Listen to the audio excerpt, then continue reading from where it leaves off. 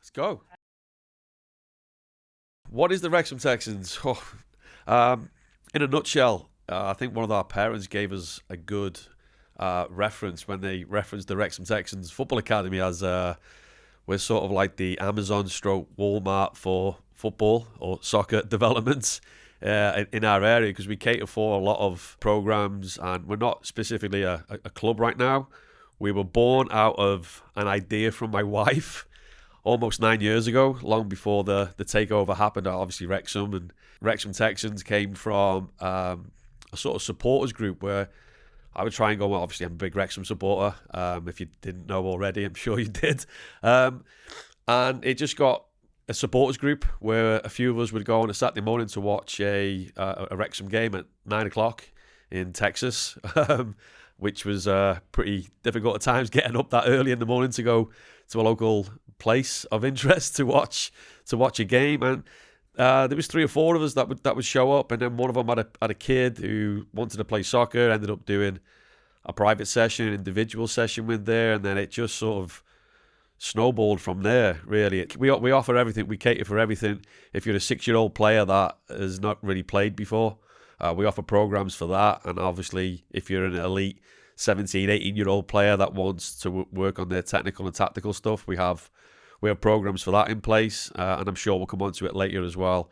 We have our signature summer program called the Literacy Project, which I'm really excited to talk about a little bit further along, because there's a small event happening this summer in Texas called the World Cup, I think it is, where lots of people are going to be coming into town. So I'm excited to roll with that. We are based in the beautiful city, my favorite city, and I'm not saying this because I live there, of Fort Worth, Texas. It's a little bit different from Dallas and North Dallas. You'll know when you're in Fort Worth that it's very much cowboys still go around on the horses down the stockyards, on their mobile phones. Over here, if you do that in your car, you get 3 points of the license. Over there, it's allowed. But it's now 11th or 12th largest city in the US, Fort Worth, and it keeps evolving, it keeps growing, and it's a really cool place to be. But also, there's a lot of talent there that's untapped, especially in the market where we're working right now. If you're completely new to Wrexham Texans, what is it that Wrexham Texans does? The main key for the Wrexham Texans is we're a football soccer development program for players of all levels, for all abilities, all obviously genders. We're not, like I said, a club, although we are looking at producing some indoor teams that play, because all kids, they want to train, they want to practice, but they want to play obviously competitive games. So we try and do 2 seasons where we play indoor league teams. We had 4 teams actually last year that participated in that. Pretty exciting for us to get something like that on the board.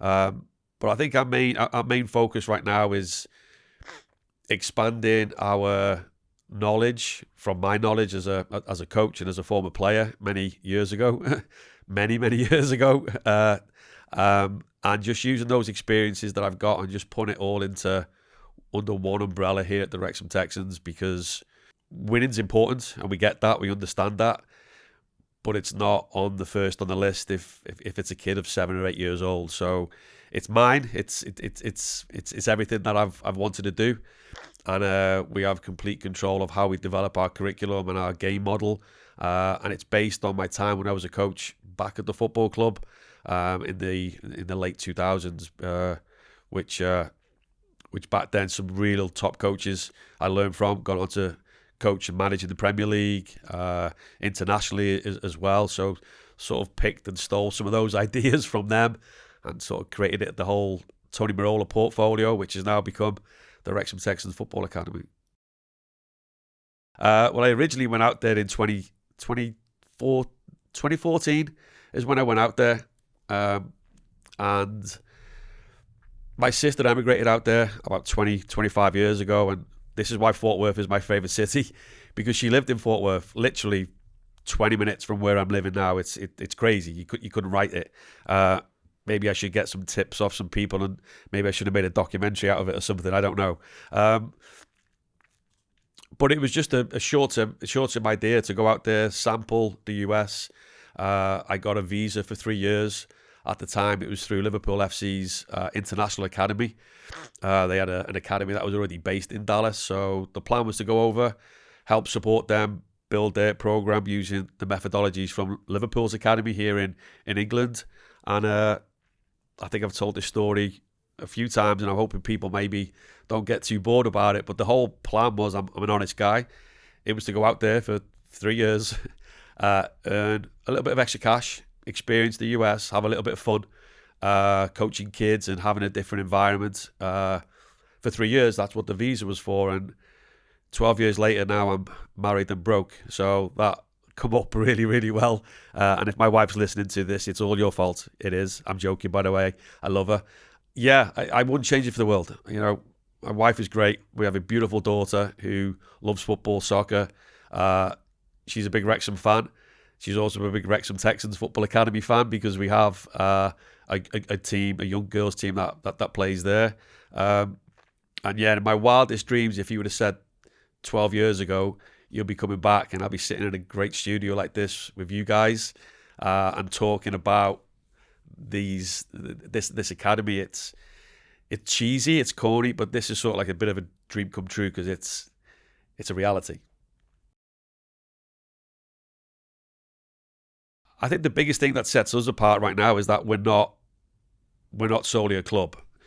So we can get players, and we do have players that come from all over Fort Worth, you know, North Fort Worth, East, you know, from all over the Metroplex, which is a big area. And we don't teach the kids any tactics. Not because we don't know how to do that. We obviously do. That's one of my specialities. But then that would conflict with the coach that they are coming from. So I think coaches are on board with what we're doing right now because we just help improve players' technical work and technical proficiency. They then go back to their school program or their club program or even their college program and implement that technique that they've improved with us into their game environment. And I think coaches are okay with that because it's not saying if I was the coach and if I tactically should do switching it from left to right, but the club coach wants to go, no, we only want to go right to left. You see where? So I think it just alleviates that contradiction a little bit because at the end of the day, if you don't have the technique, you can't perform the tactic. So that's one thing that we're really strong on because going back to my academic days now and not my coaching badges, when I did my dissertation for my master's research, I wanted to know what makes an elite player elite and a non-elite player non-elite. What's the difference? And after the research, we found that it's technique. That's the only difference. We created a technical program to bridge that gap, and that's what we do at the Wrexham Texans. But what's happening is we always see that the better players now are still doing this. They're always trying to play catch up. So from a technical perspective, all you'll see at our sessions is mastering the ball, mastering the technique, and then they go into their own environments and apply the tactical side, and because that's the coach's job. So, like I said, the short-term goal is like growing the right way and reaching out to more kids, more players, and getting them exposed to the technical proficiencies that they need. And I'm very picky and careful about the coaches that I have brought in so far who I've known a while, because I think that's key. They can't come in and have a different mindset or a different way of thinking. It's got to be sort of the Wrexham Texans way.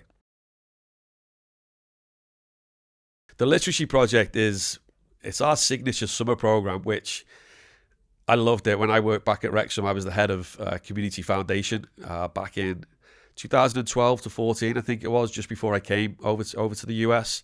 You might be thinking, people might, why did you leave? But it was tough before the takeover. Funding was non-existent. We were doing 3 or 4 different jobs, and it was tough. But I've used ideas that we did back then in 2012 to implement this literacy program. Literally, it's a 5-week program where we go into local community centres in the city of Fort Worth, and we will do 10 hours per community centre 5 hours is literacy work in the classroom. The other 5 hours is outside. So, for example, we'll go there every Monday for 5 weeks from 9 to 11. On week 1, we do match reports. So we'll bring in official match day programs from the football club that I acquired last season. Kids will read the match report, get some ideas from there, and then create their own match report. Whether that's a game that they've played in, it might be something that they've seen on TV. Who scored, who played, how did they score? We've implemented this year into the curriculum a little bit of math. So, like, what percentages did one team have compared to the other? If one team had 10 shots on goal, 5 were on target, what's that type of percentage? So we're sort of like covering a little bit more than what I did 12 years ago, because we've got to move and evolve. Weeks 2 and 3, they create interview questions for semi-pro players or as a former player myself. So yet again, it's that higher level of thinking, but it's something that they're really interested in, which is great. The carrot that we have, though, is that everybody wants to go outside and do some physical activity and play football. You only get to play football if you take part in the classroom activity. So if they're not engaged in the classroom activity, they've got to sort of sit out and not participate. And we've had a real good buy-in. The first year was difficult because we had a lot of players who, well, I don't play football, soccer, I'm a baseball player, or I play basketball. So now what we've done last year is like, well, it doesn't have to be a soccer/football match report. It can be a baseball game. It could be a basketball game. Then we had some girls that were like, well, I don't even like sports. Okay, what would you do if Taylor Swift walked in this room now? What 10 questions would you ask her? Couldn't write the questions down fast enough. So it's just that whole tweaking it a little bit compared to what we used to. And last year we had over 150 kids that participated in it. This year we're expecting that to go 200 plus.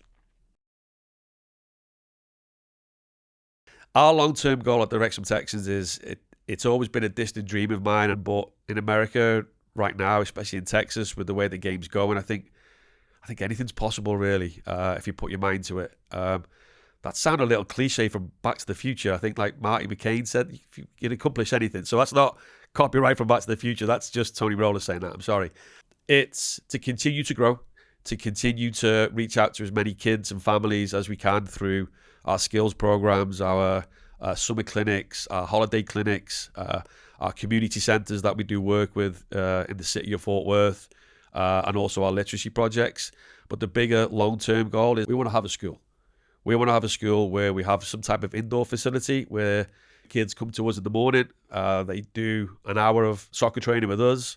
They then go do their online work in a classroom that I've imagined that we've set up. And then so they're still getting the academic side of it because I'm a qualified teacher as well. I've been doing that 6 years, by the way. That's flown. So that is the long-term goal to have that, because now you've got a continuous pathway, and I'm not talking an elite pathway for players that go and play in college. We have pathways, and I have connections that we can sort of make that happen without having an official partner. But it's to have that school where kids can come and play 3 hours a day, but they still get their academic work as well.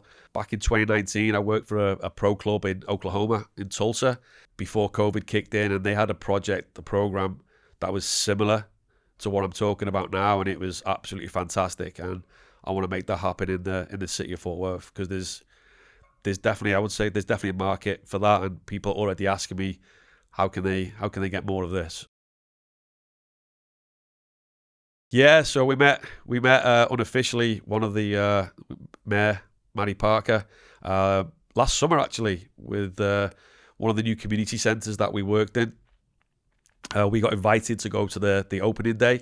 So I took my daughter, I took the Wrexham Texans information with us. We took a load of match day programs, and we got chatting to her, and she is very heavily invested right now in the city of Fort Worth with literacy levels, because especially for third graders, which I think is between 7 years old, and once she seen what we're doing, I think we should be due a conversation hopefully in the coming weeks, coming months, where we can roll out this literacy project to more community centres, and then obviously roll it out to more schools while we develop our own soccer academy, football academy through the Wrexham Texans. It's massive. The learning curve is huge for kids because a quick story, and I'll try and make this a quick story. Like my background as a player is like I was at Wrexham as a player for 3 years. Back then they were YTS scheme, so I did a 2-year YTS scheme, and then I got a pro contract. I made my debut at 17, got selected to play for Wales under 18s on my 18th birthday, got injured the day before in training. But I think the biggest thing that happened to me was that I made my debut too early because I worked my backside off in my second year YT to get my contract. And then once I got that contract, I thought I made it. I switched off, where really I should have kept going. I thought I was saved because I had a hernia injury 3 months before my contract ran out. And I went into the office and I wasn't given another contract. That stuck with me for a long time. And that's one big reason why I wanted to get into coaching and especially run my own football academy, is that if we see a player, or if I see a player that's sort of going down that same pathway, hopefully I can stop them players making the same mistakes that I did, because nothing comes easy in life nowadays. It didn't come easy back then, and it sure doesn't come easy in this world that we're in now. You know, you've got to get after it, whether that's as an athlete or whether that's as an academic student. Players got to keep learning. But from an academic perspective, not everyone's going to make it as a pro soccer player. There's going to be a very small percentage. And if you really want that, why not be in that small percentage? I'm okay with that. But if you're not in that small percentage, what's your backup plan? I remember walking off a field doing our C license as a second year YTS. I was like, I don't need coaching badges. I'm going to be a pro player. I'm going to be a pro soccer player. You know, no, you know. And even if you do make it as a soccer player, unless you're the top 5% in the Premier League, you're not going to make enough money to obviously last. The difference nowadays is like the way the game's gone. When I got released, there wasn't really any coaching opportunities. Now you can be anything, you know. But there's lots of different sports that go on in America as well, and you get paid for talking about a game of soccer, basketball, baseball. There's different opportunities, but you have to do that with some type of academic background. I went back to school when I was 32 to get my degree, so 2 years ago. I'm not. I don't know. I can't count. But my advice would be to any student, to any child right now, is that, enjoy the sport, whatever sport it wants to be. But one of the main things we're doing at the Wrexham Texans Academy is that, we want to create better soccer players, but ultimately we want to create better human beings. And that's the part of the culture that we're creating right now, is that I don't care if you're the best player in school. I don't care if mum and dad are multi-millionaires. When you come to our academy, you're just the same as the person next to you. You just got to outwork that person that's next to you. And I think that's why parents trust us, because they see those values coming through, and the confidence skills as well. You know, kid comes to us at 7 years old, never been able to do a step over before. 10 months later, can pass a ball with the right and left foot. They take that confidence to school. Now that math test they're failing, hopefully it installs a little bit more confidence that I can do this, because look what I've done on the soccer field. So I'm a hypocrite, actually, because that's what I'm saying. I need to do that more with my daughter, Charlie Rose.